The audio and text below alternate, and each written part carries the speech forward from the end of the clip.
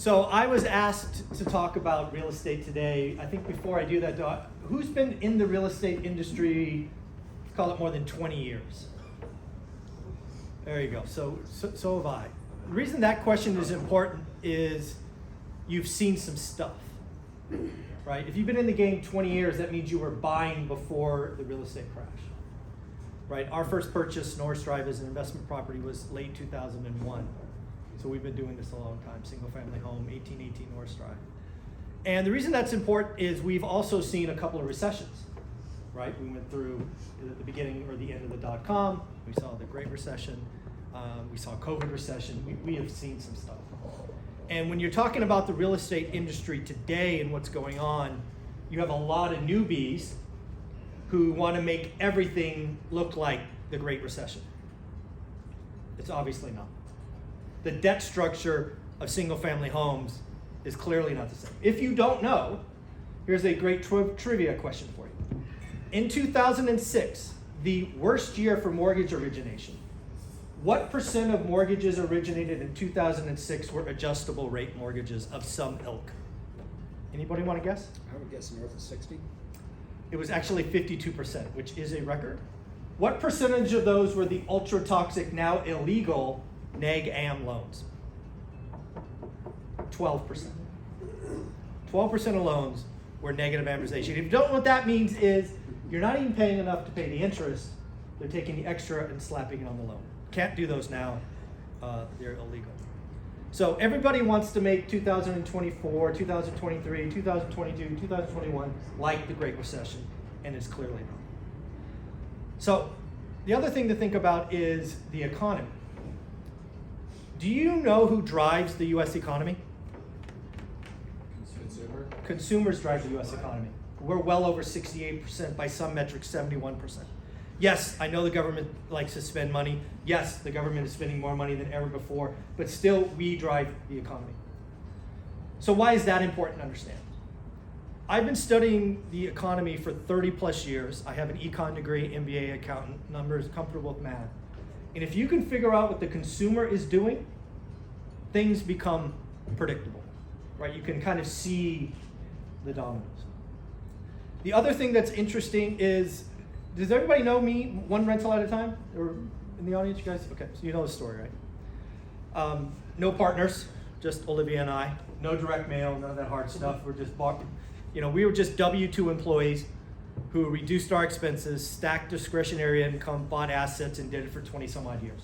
It works, right? The wealth formula is easy. But I have some bad news to deliver to this VIP group. You may hear it as bad news, but when I say it, I want you to know that I hear it as good news. But here it is. The next 18 months are going to be harder than the last 2 years. Recessions are normal. They happen. In fact, I would argue they have to happen. You have to have a time where you clean out the system. We have had an ungodly amount of debt done in the last couple of years. A lot of that is going to come due, and a lot of it will be written off, reduced, foreclosed, credit cards, cars, it's going to be painful. But here's one rule that I know about any kind of investing. You make your money when you buy. You make your money when you buy on price, you make your money on terms. This is the time to get excited. If you are in the real estate space, the next 2 years will be better than the last 2 years. See how I did there? The economy is going to go through a rough patch. It's a certainty. The only thing you can argue is timing. And by timing, I'm talking months, not years, not even quarters. It's coming like a freight train. You can look at all the stats on consumers and realize that most consumers are just about tapped out. There's a lot of rich folks with money on the sidelines that will pounce and do deals, but the average consumer that drives 68 to 71% of the economy is just about tapped out. So a recession's clearly coming. You can look at Starbucks, you can look at McDonald's, you can look at Lululemon, you can look at all of these other consumer-facing brands, whether you are low-income dollar store or spending $100 on yoga pants, everybody's pulling back. It's coming. Recession is coming. So, the other thing to realize, and this should hopefully make you feel good, Expansions, bull markets, the good times, whatever you want to call that, they last 8 to 12 years. The bad times, bear markets, recession, they are 8 to 24 months. This one's probably going to be on the longer end because we have a lot of sins to pay. Just do. So, realize that, but also if you're real estate investors, where there's great pain, there's great opportunity. I personally, Olivia and I, when I say I, realize it's we, because we do everything together. I suspect we will buy the largest stuff we've ever bought. Currently, that's 20 units. That's the largest thing we've bought. I suspect we will get opportunities to buy between 10 and 40 units pretty routinely. Too small for the big boys, not enough, too much for the little mom and pops, and everybody's going to be scared. The beauty that I've learned about real estate investing is the herd moves together. So we started buying in 2001. Here's a question for the audience, the folks that raise their hand, you've been doing the game. What year were most people out of the real estate game in the last 25 years? What was that year? Was it 08? 2010. Same question. What was the best year to buy investment real estate? 2010. That's what I was going to last. The public is stupid. It pays to understand what they are doing and go the other fucking way. It's just how it has worked for the longest time. The other thing to realize is the wealth formula. I'm not talking income, chunk money, none of this. Wealth is very simple. And I say this as a W-2 employee. I'm not an entrepreneur. I'm not the JV creative guy. I'm just a guy who had a job, saved money, and bought assets. It's very simple. Live below your means, create disposable income, become uniquely good, what I like to call, or actually the lumberjack calls elite at something, and do it for 10 years. It's that simple. So what does elite mean in my context? So I've already heard the word mentioned a couple of times today. I use a word called buy box. So we live in the Silicon Valley. We wasted a year looking there. It didn't work. We ultimately find Fresno, California. Out of area. Not out of state, but out of area. 2.5 hours away. That's 1 million people. Never lived there, didn't know anyone, all of that. How did we do it? Our buy box was this simple. 93703, single family homes, 3 or 4 bedrooms, 2 baths, 2-car garage between 1,200 and 2,000 square feet. It was that tight. Why that tight? Because I was likely on an airplane, likely in a different country, and my job was to find deals.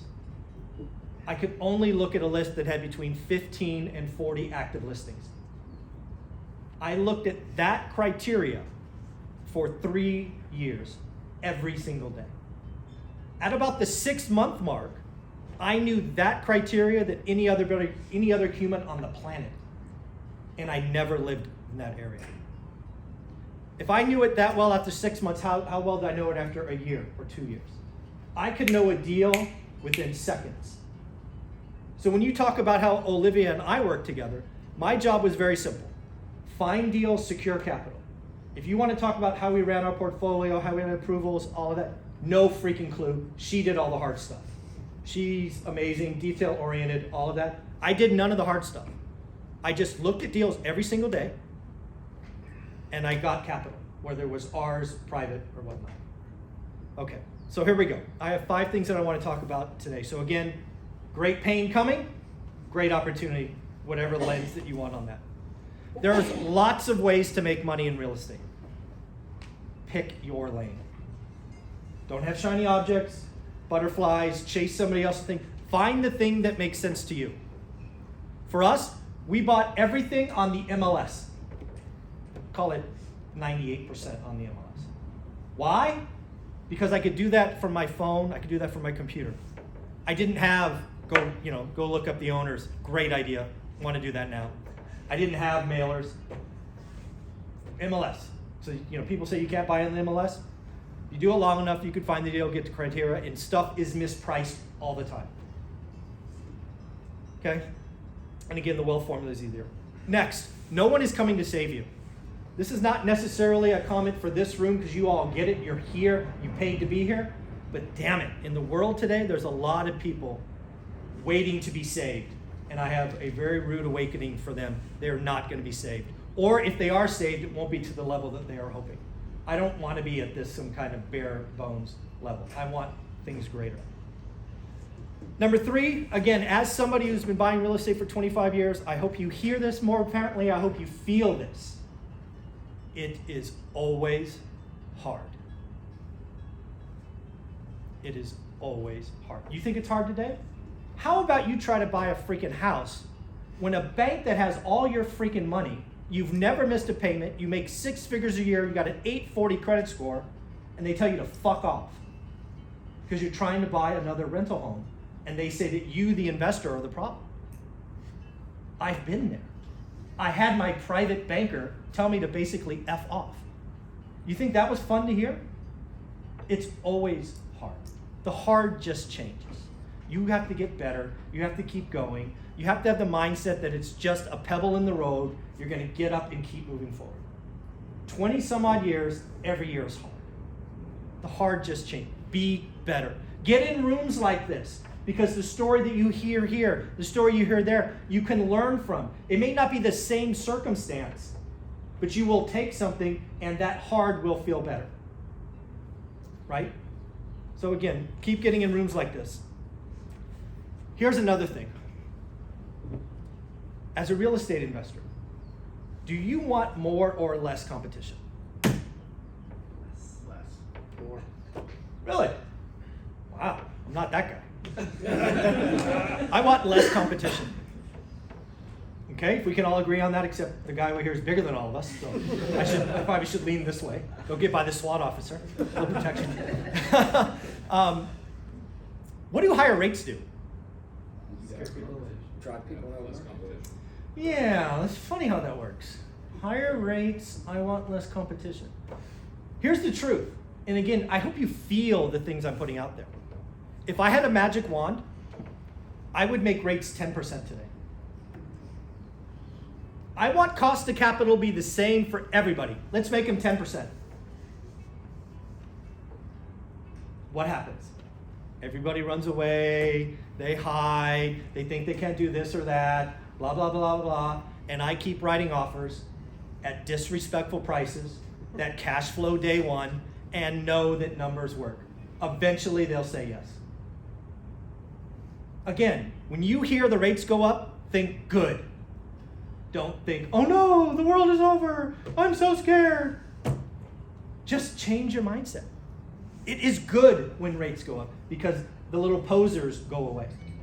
And we want less competition. Here's the deal. Most people, maybe not this room, but most people believe you make your money in real estate when you sell. If you've been in the game longer than 3 seconds, you realize you actually make it when you buy. You recognize it when you sell, but you make it when you buy. And that is price or terms. Here's a little fun fact, true story. I was negotiating a single family home a couple of years ago with an owner where the house dialed in was worth $100,000. Dialed in. And believe me, it wasn't dialed in. He wanted $120,000. And I kept following up because I'm a sales guy. You follow up every 2 weeks or whatever. And eventually, I realized that the 120 number was important to him. Like it was the only thing. So I called him and said, you know what? What if I gave you 120? I'll give you 10% down, which was $12,000, but you have to carry a note for 30 years, fully amortized at 2%. He said yes without batting an eye. This was like 2008, 2009 when rates are 7, 8, 9%. I am convinced to this day, he is telling his buddies on the golf course that he got this stupid Bay Area investor to pay $120,000 for a $100,000 house. I am sure he has gotten drinks off this story, and I'm sitting there going, yeah, you got me. You're good. He's not good. I got a 2% money for 30 years fully amortized. Are you freaking kidding me? It's like printing money, right? So don't ever let their price be the thing. Just go back, like Christian would say, and talk terms. Okay, what if I will gladly overpay for a property that I can set the terms on. Why? Because I'm going to do the math. I'm going to figure out what the highest yield is. I don't care what the price is. My goal with everything we buy is to hold forever. So yes, I was dude, I had a negative net worth on that property. Did I care? No, my plan was to hold it forever, and we still have it. Do you think I'm ever paying off that 2% 30-year mortgage? No freaking way. Right? Why would I? So, okay. So again, you make your money when you buy it. Here's the other thing. Where's the pain coming? I've already said this is not the Great Recession. The Great Recession, the pain was in single family, residential lending. Residential lending got stupid. We were giving strippers 98% loans, and they had like The Big Short was real. I was in the middle of it. Do you know that the last house we bought, I signed a blank mortgage application? Seriously, with a licensed mortgage broker. And when I asked him, like, isn't this strange? He goes, don't worry, we have your file. I'm like, I thought it was kind of strange, but that's like, it progressively got more nonsense. It just did. It was crazy. The Big Short was real. So again, realize that this is going on. It's not in residential. Do you know the effective mortgage rate on residential properties today? I just got this from Lance Lambert at Resi Club. 4%. What the heck is an effective mortgage rate, you might ask? Add up all the mortgages in the country, do the math, divide by the denominator, the average is 4%. Do you know what the percent of 30-year fixed rate mortgages are? 97%. There's not pain coming in residential. There'll be some foreclosures and job losses and deaths and blah, blah, blah, blah, blah, but it's not going to be in residential. Where is the pain coming today? Commercial, office, multifamily. Go ahead. Middle of the city. Middle of the city, right. Here's the deal. I was at one of these events, 2021, so we're retired a couple of years at this point, in the Silicon Valley. It was about 150 odd people in the room, and I'm the boring one rental at a time guy. They were not interested in hearing from me. They were all wannabe syndicators, right? Because in the Bay Area, if you don't know, there's a lot of stock wealth, right? I bet the average net worth in that room was, just like liquid, was $500,000. So they all had money coming out of their ears. More than half the room were syndicators and never owned a building. How do y'all think that ended up? The foreclosures and pain coming to multifamily office is only started. And in fact, what happened this week with the Fed is going to make it worse. They are finally realizing that no rate cuts are coming. I was on the phone with somebody this morning that's talking about what's going on in the lending space, and lenders have had enough. This whole moratorium and extend, and they're having enough. They're going to start really ramping up pressure and foreclosing because they've got to get this time behind them. And oh, by the way, a lot of those mortgages are at low rates and they can reissue at higher rates. The other thing to realize, and this is what I told the group in San Jose, I told them, I said, I think a lot of you are going to lose all of your money. Because another thing that happened comparing residential with commercial is the average mortgage in 2006 was 98.9% levered. That means the average home buyer had 1% equity. So the loss was the bank's loss. If you guys don't know, the average commercial percentage today is 35% equity. So that means the debt is 65%. The lenders on most deals will come out nearly whole. The equity is toast. Gone. Vamoose. But here's the problem for folks in this room. If you have like LPs, you have folks with stroke, they're probably in some of these deals. They're probably getting capital calls, and a lot of them will never come back. So if you are in the game of getting equity providers, you better up your game, because a lot of people that were in will not come back. When you suffer a 6-figure loss, you're not coming back. You'll go back and do index funds or money market or 5% savings. It's just how the system works. Again, what did I say to open up? The next 18 months are painful. Also, the next 18 months will provide the greatest opportunity. So if you are in the game, if you have the network, you have the stroke, you will be able to buy stuff at a minimum of a 35 to 40% discount. You'll still need stroke. Oh, by the way, the banks aren't doing 65 anymore. They're doing 60, sometimes 55% LTV. So you have to raise more capital. But as a guy that's been in the game 25 years, I also promise you this.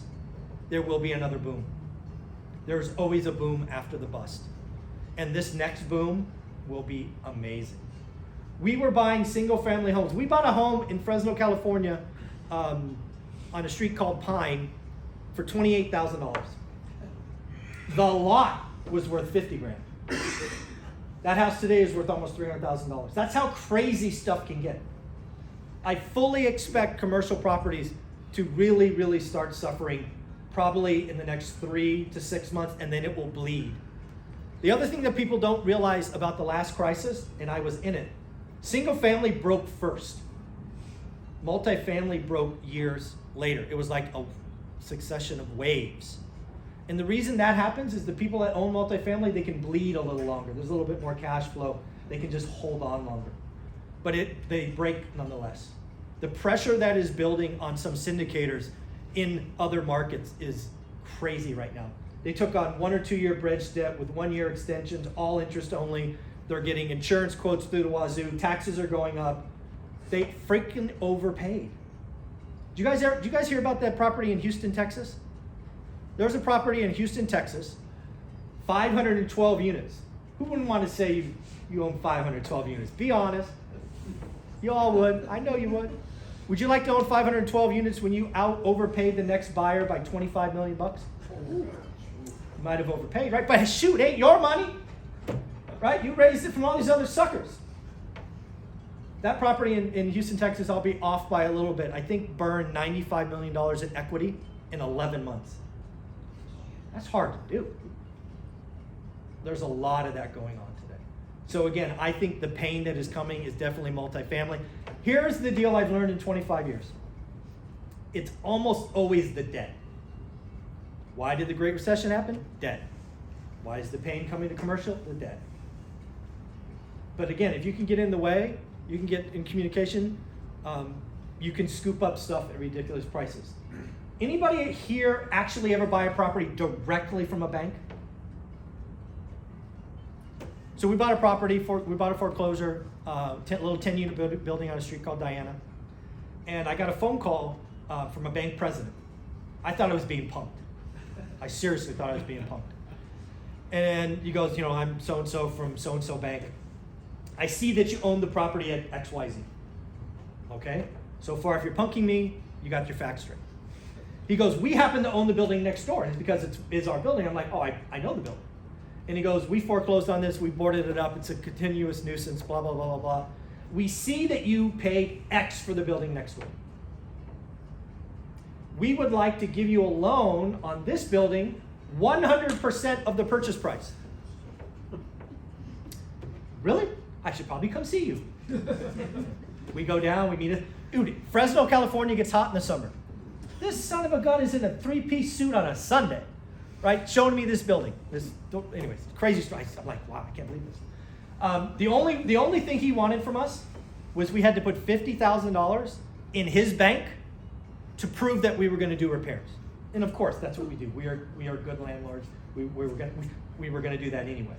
So of course we did that deal, right? Again, what is coming our way could be that good. So what are some words of advice?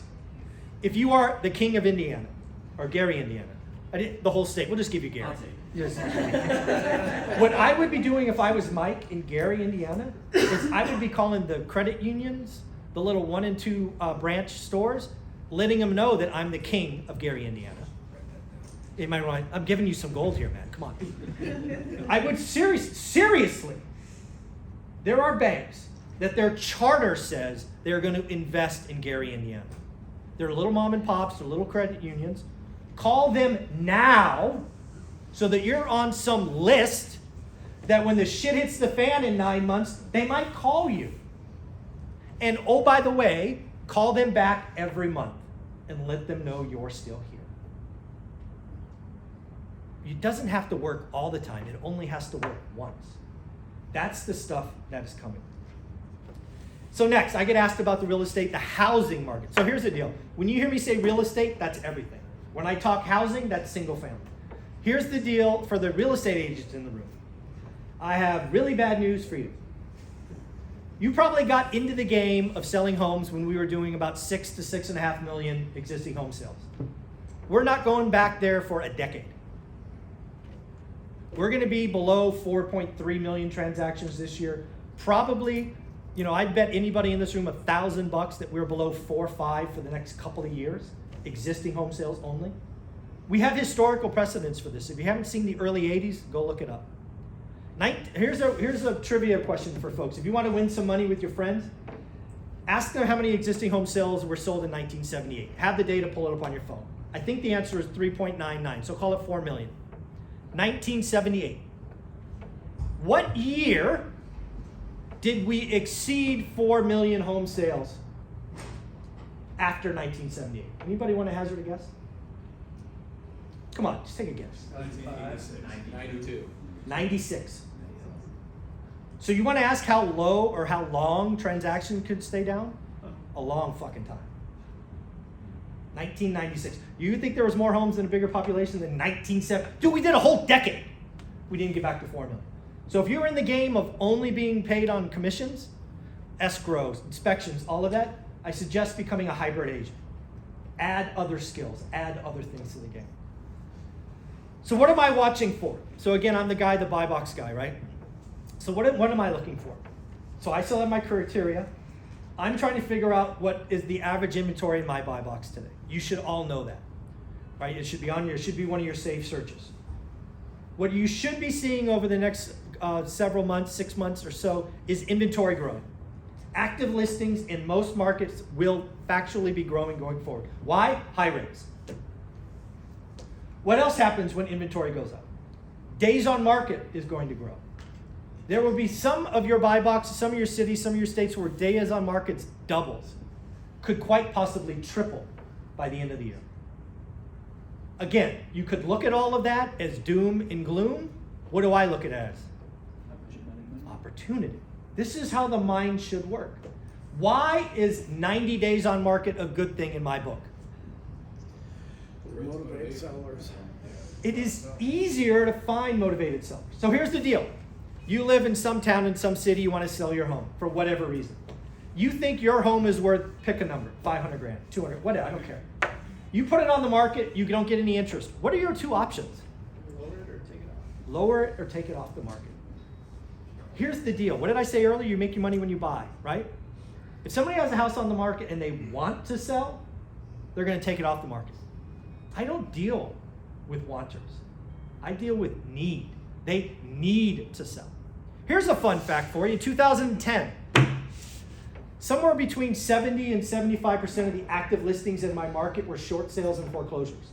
Oh, by the way, Fresno, California, I sold Norris Drive for almost 300. It retrades at 75. So you want to talk about a 70% haircut? We've been there. I know what that feels like. But if you need to sell in 2010 and you owned your property free and clear and you're competing with active listings that were foreclosures and short sales, guess what? Bad timing, maybe bad karma somewhere in life. You got. You had to compete. That was what was there, right? So you're going to take a real big haircut on price, or to Christian's credit, maybe it's terms, right? Okay, great. If you sell it cash, you can get 80 grand for this. I'm going to give you 120. I'm going to give you a little bit now. I'm going to give you like one payment a year. Get creative with it. This stuff is coming. Slower is better. If you're a buyer, slower is better. If you're in the flipping business, you're kind of on both sides, right? You got to buy a deal and sell a deal. I get it. But in our world, because again, when we buy something, my intention is to hold forever. Slower is better. I am not afraid of writing lots of offers. Here's a fun fact. What was the worst year in the last 5 years to buy on the MLS? What was the worst year? 21. I wrote 100 offers and got 2 freaking counters. No deals. 2021 sucked. Because again, right, boring guy on the MLS, all that. We did 6 deals, wholesale, all that. But again, we want slower. So where's the opportunity today? Where would I think it's going to be? We've already talked about commercial. If you can find a building that was purchased or refinanced in 21 or 22, commercial, especially if it was that 2-year bridge debt's what's going to murder people. Bridge debt, oh, nasty, and those lenders will foreclose quick. If you could find that, that's where opportunity would be. But what about single family? One rental at a time guy, where are you looking? Well, today, first-time home buyers are still buying. So I'm personally not looking at any clean FHA properties. If it's clean, can pass FHA, can pass VA, I'm not interested. Let them have theirs. I am only looking at stuff that's on the market 30 days or more. 30 days or more, non-FHA, non-VA quality. And then I start writing disrespectful offers that allow me to exceed the yield that I expect on my cash. It is that simple. So in closing, the next 18 months will undoubtedly suck, undoubtedly hurt. If it's your first recession, I feel for you. It is clearly not my first recession, so I've been ready for this for a while. It's going to hurt a lot of people. It's also, recessions are just flat out the time where wealth is built. So if you're ready, you got your mind right, you take the opportunities, you don't overpay, you don't get in any debt structures that blow up on you, it could be a lot of fun. So that's what I'm doing. That's our buy box, and I think I came with 6 minutes left to go.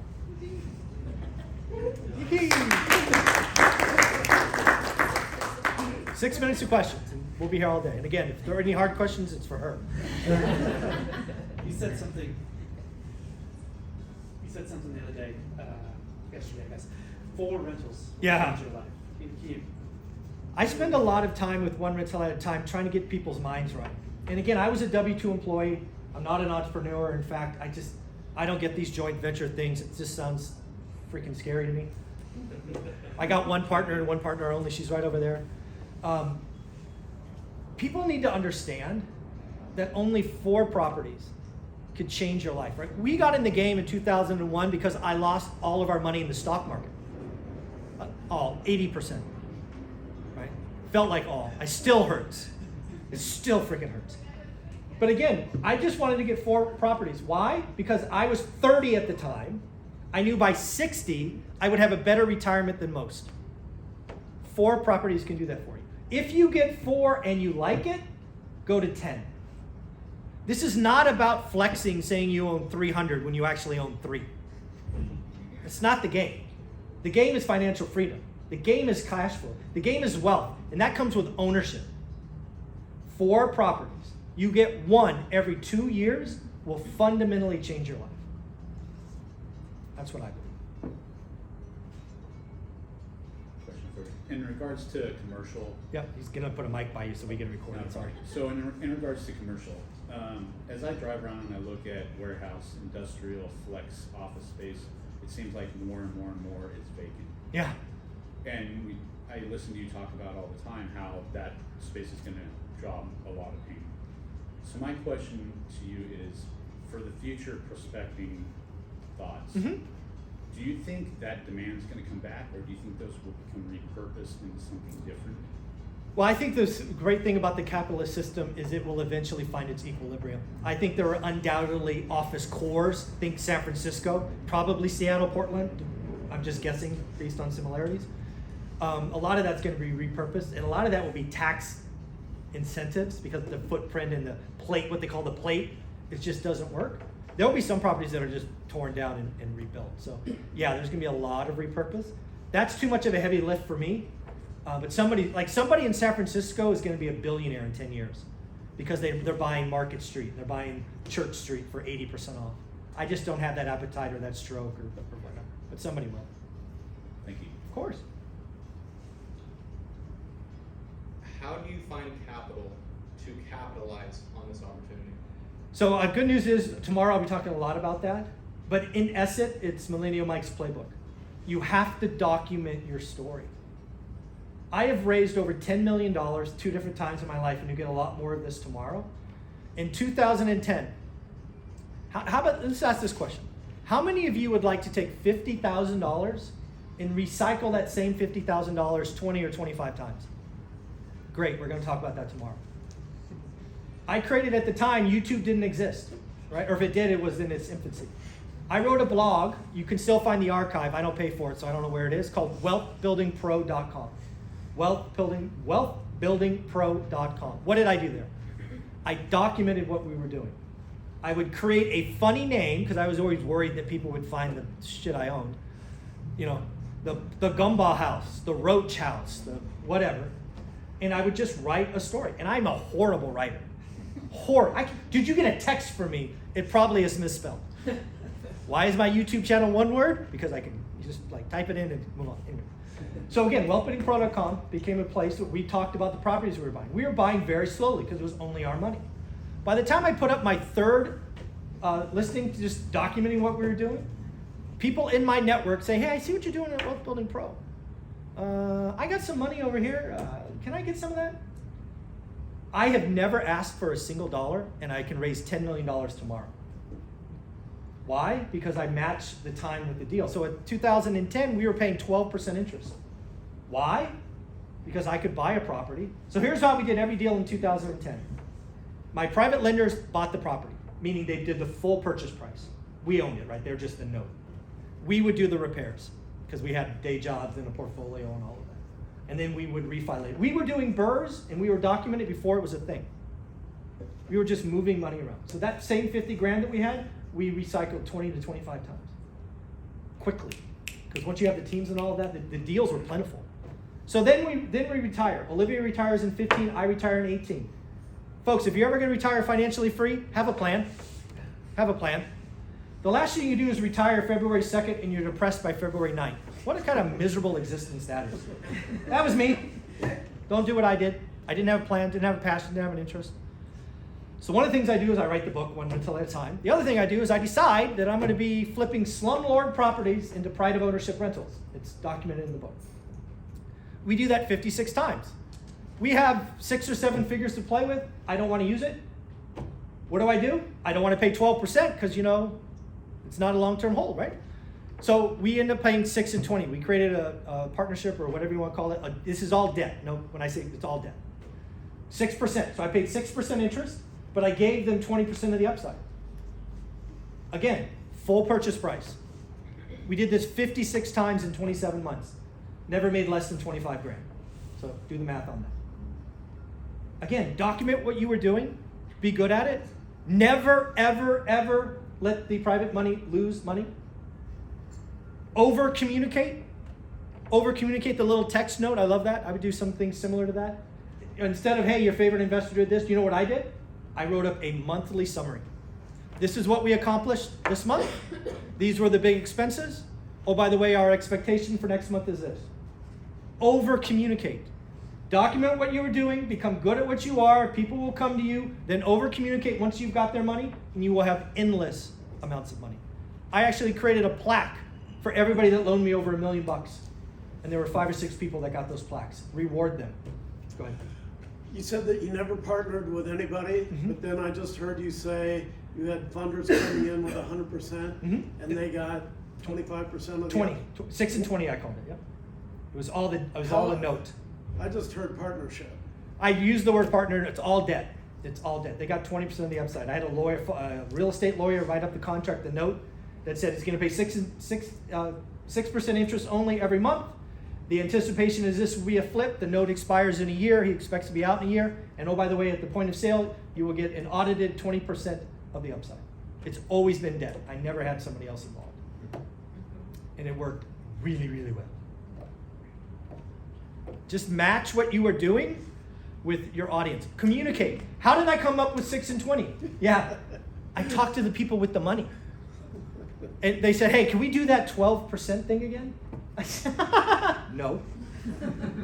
I'm going to flip this. You wouldn't want it. I was being a good person. I could have taken their 12% money, been in and out of a flip in 4 months, but I would have pissed them off. Because they were thinking it was going to be like last time, where I had it for a year or 18 months. I told them, dude, I'm going to be out of this in 6 months. I know what I'm doing. I've got the team. I've got the reputation. I don't want to pay 12. What if I gave you some of the upside? Oh, what's that look like? Well, I've never done one of these before. Let me get with the real estate attorney. And what if we did half the interest rate? Why did I do 6? Because it was half of 12. That was my genius.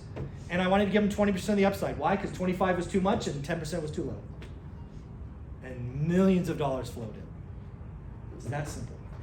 So 20% of the net profit. Correct, audited, right? Purchase price, closing costs, all the repairs, everything was audited down to the penny, and they would get a check to the penny out of escrow. Not from me, escrow, because the note's recorded. I owed escrow that at closing. Beautiful. Match what the money wants. The money is the important. Over communicate, they never lose. Thank you. You got it? That is how a bill becomes a law.